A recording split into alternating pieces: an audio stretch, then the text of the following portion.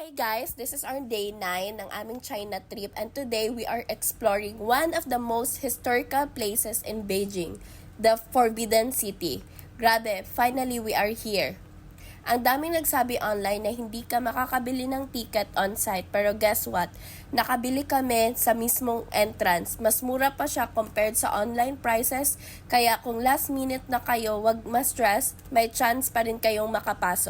The Forbidden City is massive, as in, para kang nasa loob ng isang buong city talaga. It used to be the home of emperors for over 500 years, mula Ming Dynasty hanggang Qing Dynasty. May mahigit 900 buildings and parang bawat isa may sariling kwento. Sobrang ganda ng architecture, ang daming intricate details, lalo na yung mga roofs and carving, lahat ng kulay may meaning.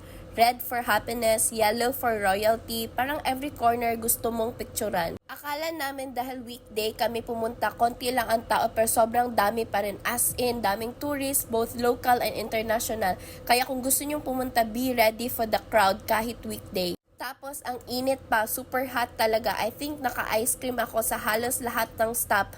Haha, every station parang may ice cream moment ako. Hindi lang dahil sa init, legit, masarap din yung ice cream nila. And you really need a whole day para ma-explore to. We were walking for hours pero hindi pa rin namin naikot lahat. May mga museum rooms pa, old thrones, imperial gardens. Ang dami mong matututunan dito. So tip, bago kayo pumunta dito, bring water, wear light clothes at huwag magmadali. The Forbidden City is something you walk through, not rush through. Yes, it is tiring pero ang dami mong matututunan para ka talagang bumalik sa time ng emperors. Imagine dati emperors lang ang pwedeng pumasok dito, ngayon tayo na. Nakakatuwang isipin na kahit simpleng turista lang tayo, we got to walk the same halls na centuries ago. Only the most powerful people walk.